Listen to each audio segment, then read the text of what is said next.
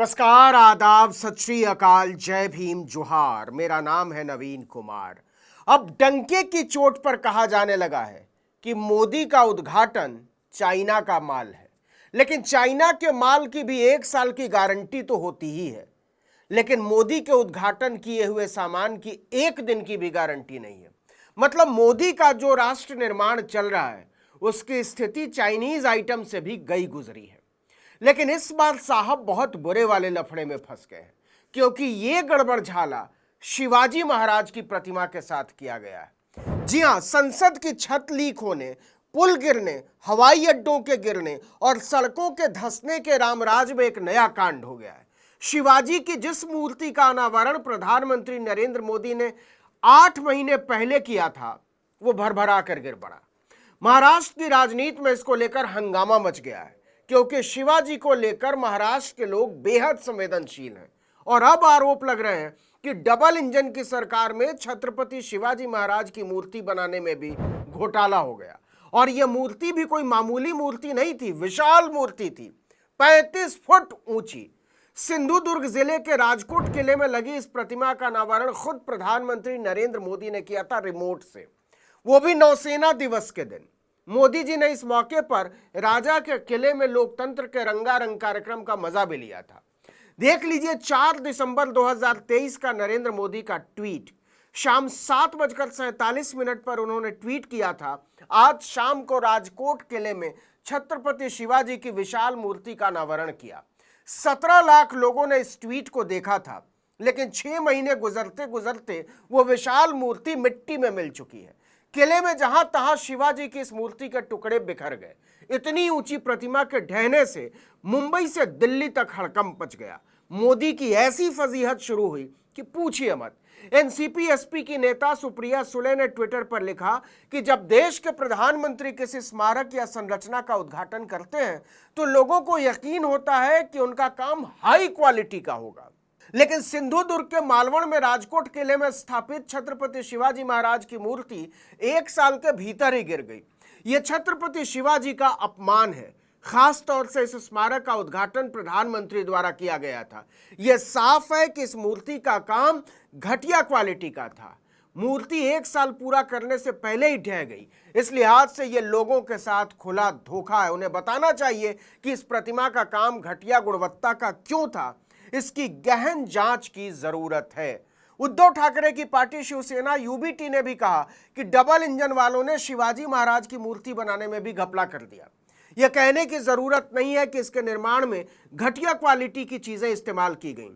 Shiv Sena UBT ने कहा कि सरकार अब इसकी जिम्मेदारी किसी और के माथे पर डाल देगी, लेकिन इससे बात बनने वाली नहीं है। इस मूर्ति को बनाने में सरकार ने पैसा खर्च किया है, इसलिए दोषी अधिकारियों के खिलाफ मामला दर्ज किया जाना चाहिए। नहीं तो शिव प्रेमी होने के नाते हम जिले में ही नहीं पूरे राज्य में प्रदर्शन करेंगे। अब एकनाथ शिंदे से लेकर देवेंद्र फडणवीस तक के होश उड़े हुए हैं। भाजपा की हालत इसलिए भी खराब है कि महाराष्ट्र में मिट्टी पलीद हो जाने के बाद भी रत्नागिरी सिंधुदुर्ग की जनता ने नारायण राणे को जिताकर संसद भेजा था। वो क्या कर रहे थे? इस पूरे इलाके में शिवसेना की जबरदस्त पकड़ मानी जाती है। 6 विधानसभा क्षेत्रों में से पिछले चुनाव में 4 सीटों पर शिवसेना जीती थी, 1 पर एनसीपी और केवल 1 पर बीजेपी। ऐसे में पूरे कोंकण क्षेत्र में शिवाजी की मूर्ति टूटकर गिरने की घटना ने बीजेपी को मुश्किल में डाल दिया। अब लोग कह रहे हैं कि मोदी जी, दिल्ली में सेना भवन के पीछे साउथ एवेन्यू में आप जो अपना राजमहल बनवा रहे हैं ना, उसको ठीक से बनवाइएगा, क्योंकि आपका रिकॉर्ड ठीक नहीं है। सोचिए कि अयोध्या के राम मंदिर की छत पहली ही बारिश में टपकने लगी, लोकतंत्र के मंदिर, नई संसद की छत पहली ही बारिश में टपकने लगी, रामपथ पहली ही बारिश में धंस गया, और तो और दिल्ली एयरपोर्ट का हिस्सा तक ताश के पत्ते की तरह भरभरा कर गिर गया, और अब शिवाजी महाराज की मूर्ति गिर गई। लोग पूछ रहे हैं, कर कैसे लेते हो मोदी जी? इससे तो अच्छा होता कि 18-18 घंटे की जगह 8 घंटे काम करते, लेकिन ठीक से करते, मन लगा कर करते। रिकॉर्ड बनाने की जल्दबाजी में सारा गुड़ गोबर कर लें आप। यहां हम जानबूझकर रेल हादसों के ऐतिहासिक रिकॉर्ड का आंकड़ा नहीं रख रहे हैं। मोदी जी वैसे ही बहुत तनाव में है आजकल। खैर, शिवाजी महाराज की मूर्ति को लेकर इतनी मासूम बहानेबाजी शुरू हुई है, पूछिए मत।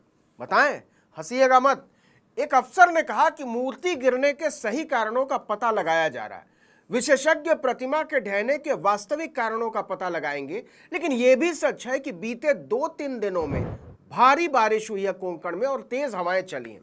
पुलिस और जिला प्रशासन के वरिष्ठ अधिकारियों ने नुकसान का आकलन करने के लिए घटनास्थल का दौरा शुरू कर दिया। मतलब समझ रहे हैं आप, कोंकण के तटीय इलाके में जहां महीनों महीनों लगातार बारिश ही होती रहती है, वहां बहाना बनाया जा रहा है कि 2 दिन से बहुत तेज बारिश हो रही। वैसे आपको बताएं, इन्हीं नरेंद्र मोदी ने संसद के मुख्य द्वार से महात्मा गांधी की विशाल मूर्ति उखड़वा दी, बाबा साहब डॉक्टर भीमराव अंबेडकर की मूर्ति हटवा दी, यहां तक कि शिवाजी महाराज की मूर्ति हटवा दी। उन मूर्तियों को उठाया गया, लादा गया, घसीटा गया, लेकिन एक भी मूर्ति का कुछ नहीं हुआ। इन मूर्तियों का अपना इतिहास है, अगले 100 साल तक भी उनका कुछ नहीं होना है। लेकिन मोदी जी जो भी बना रहे हैं, टूट रहा है, टपक रहा है, धंस रहा है।